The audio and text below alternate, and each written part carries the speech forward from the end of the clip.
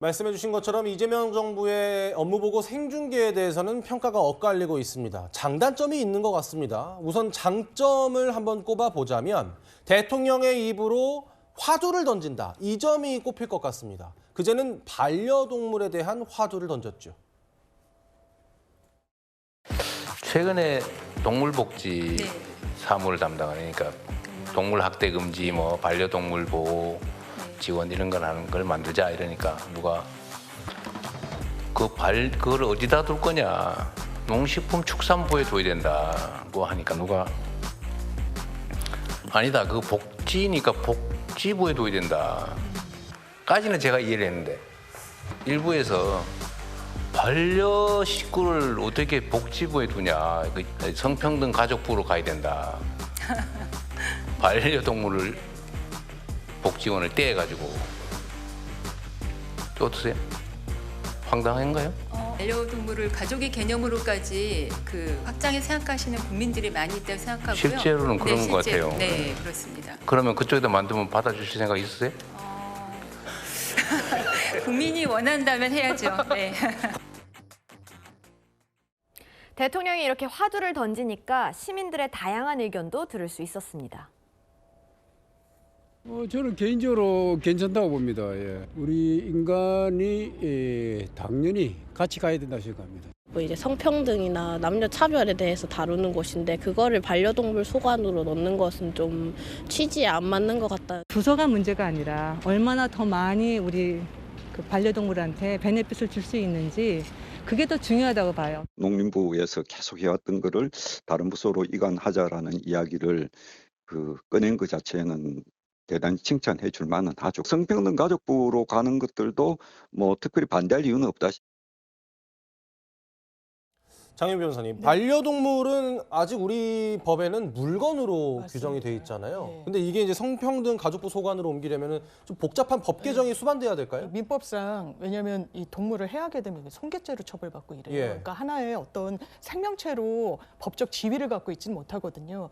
그리고 지금 관련한 반려동물 관련 유관 정책도 이 보도자료 등을 내는 거는 농림수산축산식품부로 돼 있어요. 그러니까 이게 지금 정서적인 평가가 완전히 달라졌는데 이것을 과연 과거에 그 부처에서 하는 것이 맞느냐라는 문제의식이 있고 이게 전담 부처가 바뀌게 되면 그 인식이라는 것도 상당히 달라지는 부분이 있잖아요. 예. 그러니까 이 순기능이 일단 의제나 아젠다 그리고 어떤 대안 같은 게 던져지면 많은 분들이 의견을 주시고 국민들이 또 그 정책에 바로 직접 당사자들이 되시니까 거기에 대해서 사회적 총의가 모아지고 이런 순기능을 갖고 있지 이걸 비공개로 한다고 하면 이런 순기능은 그냥 없어질 겁니다. 네, 또 이런 장면도 있었습니다. 대통령이 아주 디테일한 부분까지 챙기는 걸 보여주는 장면일 것 같은데요. 우리나라 생리대가 그렇게 비싸다면서요? 들었습니다. 엄청 비싸다고요. 다른 나라. 예. 그건 조사 아직 안 해봤겠죠. 저는 조사 안 해봤습니다. 살펴보겠습니다. 그거 조사 한번 해봐 주시면 좋겠어요. 이건 이게 독과점이라서 그런지 다른 나라보다 약 39%가 비싸다고요? 예. 뭐 그리 비싼지 모르겠어요. 그것도 뭐 이유가 있을 것 같아요.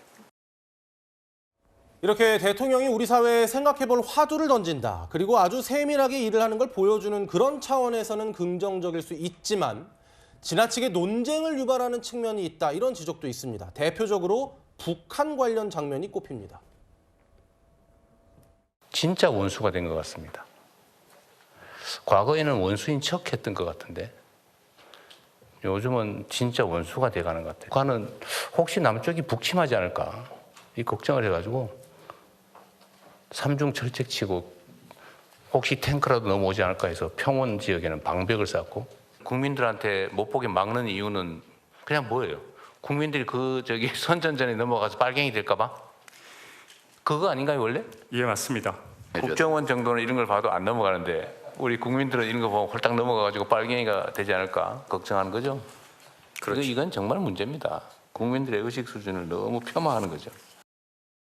북한이 남한의 북침을 걱정해서 방벽을 세우고 방어선을 치고 있다. 이 말을 두고 송영훈 전 대변인님, 야당은 굉장히 좀 심각한 문제 제기를 하고 있는 것 같아요. 일단 나경원 의원은 역사에 대한 배신이다 이렇게까지 평가했더라고요. 현실적으로 안 맞는 이야기를 지금 대통령이 하고 있잖아요. 북한이 정말로 대한민국이 북침할 것을 걱정하고 있다면 연 인원 2만 명이 넘는 북한 군인들을 러시아 우크라이나 전쟁에 파병을 하겠습니까? 바로 지지난주에 그 김정은이 북한에서 돌아온 공병부대 1000여 명을 격려하는 행사도 있었는데 대통령이 국정원으로부터 북한의 동향에 관해서 어떻게 업무 보고를 받고 있으면은 저렇게 비현실적인 이야기를 할까 굉장히 걱정이 되는 겁니다. 예. 그리고 북한이 저렇게 방벽을 쌓는 것은 북한에서 대한민국으로 북한 이탈 주민들이 넘어오지 못하게 하려는 그런 의도가 있다고 보는 것이 일반적이죠. 이런 것들을 종합해 봤을 때 제가 봤을 때는 이재명 대통령의 그 북한에 대한 인식은 굉장히 많이 기울어져 있는 것 같습니다.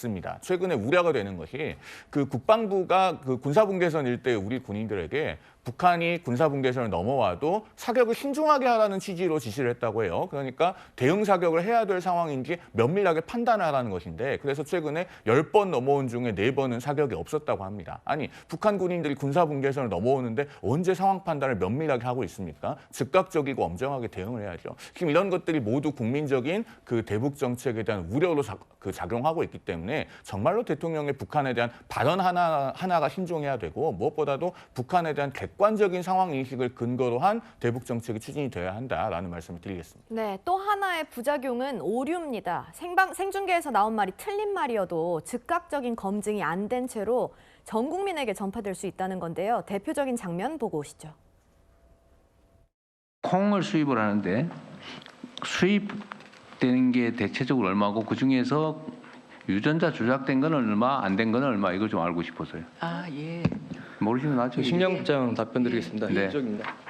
이 콩은 그 체유용으로 100만 톤 수입되고요. 전부 GMO라고 보시면 되겠습니다. 네, 보고 오신 것처럼 식량국장의 저 답변이 굉장히 화제가 됐었는데 김지호 대변인님, 저 답변이 사실 틀린 거라고 정정을 했잖아요.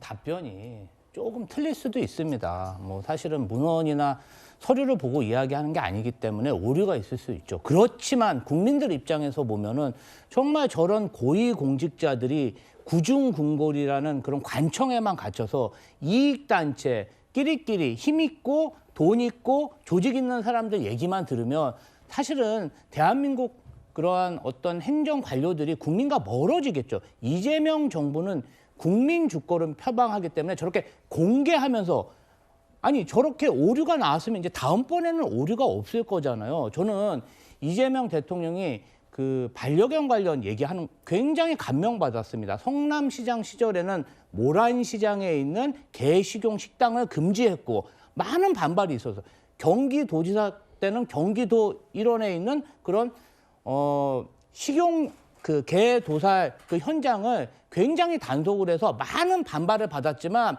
결국 해냈습니다.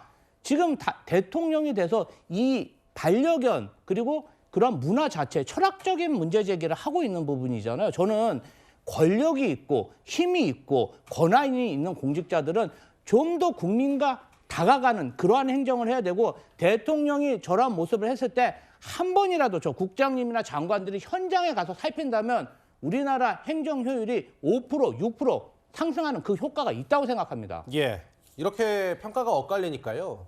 대통령이 업무 보고를 생중계로 하는 게 과연 득이냐, 식이냐, 실이냐 이 얘기가 계속 엇갈리고 있는 것 같습니다. 여야 한 분씩 발언 기회를 드리겠습니다. 먼저 장윤미 대변인님. 예, 이거는 실이 많죠. 왜냐하면 직접 정책에 이런 그 효능감을 느끼는 주체는 국민들이시고요. 그리고 다 분별이 되는 거예요. 아까 대북 정책 말씀하셨지만 실이 아니라 득이라는 말씀이시죠? 예, 득입니다. 예. 그리고 대북 정책도 이 방송 출판, 이 언론 개방하는 거 윤석열 정부 때도 추진했던 거예요. 이런 걸 국민들이 아시는데 정파적으로, 이념적으로 이런 구태로 접근하는 그런 부분들, 이 국민들이 더 이상은 거기에 넘어가지 않으실 겁니다. 이민 전무위원장님. 국정 혼란이 좀 강화되고 있다고 봅니다. 왜냐하면 정부가 이 국정을 운영하는 것은요, 어떤 예행 연습이 없잖아요. 철저히 준비해서 실행을 하고 그 실행된 정책이 국민의 삶 속에 깊이 있게 파고들어야 되는 겁니다. 지금 저런 논의 과정이 겉으로 보기에는 이벤트성으로 뭔가 정부가 일을 잘하고 있다고 느껴질 수 있지만 저 자리에서 결정된 게 있습니까? 그냥 대통령이 평소 궁금했던 걸 질문하는데 그치고 있는 것이에요. 그러니까 그 과정에서 준비되지 않은 대통령의 질문이 있고 그 질문에 대해 답변을 잘하면 박수를 받고 좋은 공무원으로 평가를 받고 그런 시대가 되다 보니까 무리해서 답변을 하게 되니까 오류가 나오게 되는 것입니다. 지금 법무부 장관 역시도 가석방 관련해서 여러 통계에 오류를 범하고 있지 않습니까? 그 오류로 인해서 많은 국민이 갖게 되는 여러 가지 정책에 대한 오류, 상실감이 있을 수 있는 것이에요. 그러니까 정부가 좀 더 내밀하게 내부에서 토론을 해서 결정을 하고 국민들에게 결정된 정책을 설명하는 그런 과정이 더 필요하다고 봅니다. 예, 정부의 효능감을 보여주는 것도 물론 중요할 겁니다. 하지만 우려의 목소리를 반영하고 보완하는 것도 중요하지 않을까 싶습니다.